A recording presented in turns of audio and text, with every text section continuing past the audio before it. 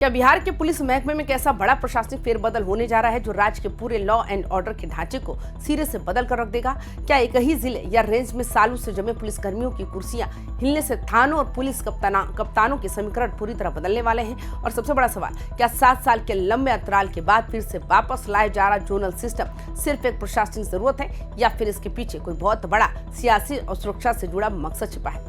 जब पुलिस महकमा एक साथ सिपाही से लेकर इंस्पेक्टर स्तर तक के हजारों पुलिसकर्मियों के तबादले की बिसात बिछाने लगे तो समझ जाना चाहिए कि पटना के सरदार पटेल भवन यानी पुलिस मुख्यालय में कुछ बहुत बड़ा पकड़ा है। यह हलचल सिर्फ रूटीन ट्रांसफर पोस्टिंग का हिस्सा नहीं है, बल्कि ये बिहार पुलिस के पूरे प्रशासनिक तंत्र को रीसेट करने की एक व्यापक योजना नजर आती है। नमस्कार, आप देख रहे हैं वाइबिन बिहार झारखंड। मैं हूं आपके साथ मुदिता त्रिपाठी।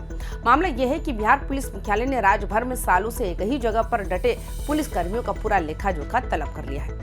कार्मिक एवं कल्याण प्रभाग ने स्पष्ट निर्देश जारी कर दिए है कि जिन पुलिस कर्मियों का एक जिले में कार्यकाल 5 साल और किसी एक रेंज का या विशेष इकाई में 8 साल पूरा हो चुका है, उनकी सूची तत्काल प्रभाव से सौंपी जाए। इस पूरी प्रक्रिया को पारदर्शी और सटीक बनाए रखने के लिए मुख्यालय ने बाकायदा 31 अगस्त को कट ऑफ तारीख तय किया है, यानी इस तय तारीख तक जिनकी भी सेवा अवधि 5 या 8 साल की सीमा को पार कर रही होगी, उनका बोरिया बिस्तर बांधना बिल्कुल तय है। लेकिन इस पूरी कवायद में सबसे दिलचस्प मोड़ तब आता है जब हम इस फैसले में लेने वाली प्रक्रिया को देखते हैं। इस बार अंतर जिला और अंतर रेंज तबादलों की कमान किसी एक अधिकारी के हाथ में नहीं होगी।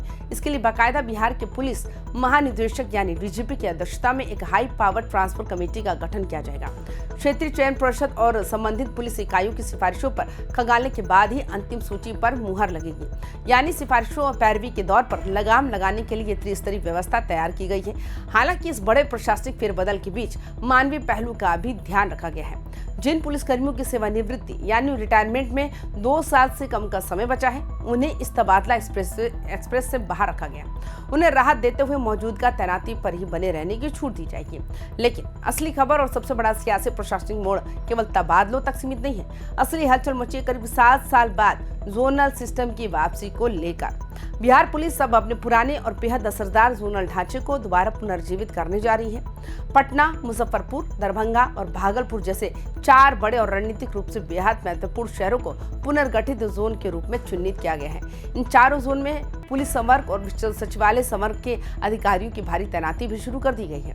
आदेश के मुताबिक हर जोन में 3-3 इंस्पेक्टर, 5-5 दरोगा और 18-18 सिपाहियों समेत लगभग 40 से 47 पुलिसकर्मियों की मौजूद टीम तैनात की जा रही है।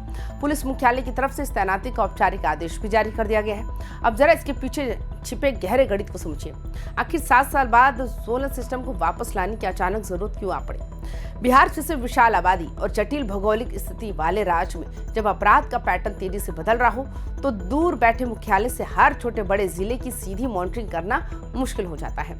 जोनल सिस्टम लागू होने से आईजी और डीआईजी स्तर के अधिकारियों के पास सीधे अपने जोन के जिलों पर सख्त निगरानी रखने और त्वरित फैसले लेने की सीधी ताकत होगी।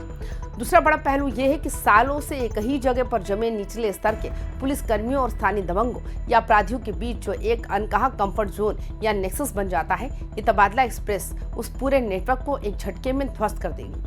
तो क्या ये माना जाए कि जोनल सिस्टम की वापसी और इतने बड़े पैमाने पर होने जा रहे तबादले बिहार की कानून व्यवस्था में एक नया क्रांतिकारी मोड़ साबित होंगे?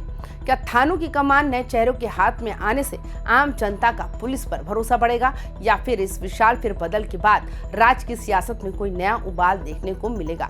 सोचने वाली बात यह है कि जब पुलिस महकमे की बुनियाद ही पूरी तरह रिस्ट्रक्चर हो रही हो तो इसका सीधा असर राज्य की आने वाली पूरी तस्वीर पर पड़ना तय है। तो आपको क्या लगता है? आप हमें अपनी राय कमेंट बॉक्स में जरूर बताएं। तमाम खबरों के लिए देखते रहिए वाइबिन बिहार झारखंड। नमस्कार।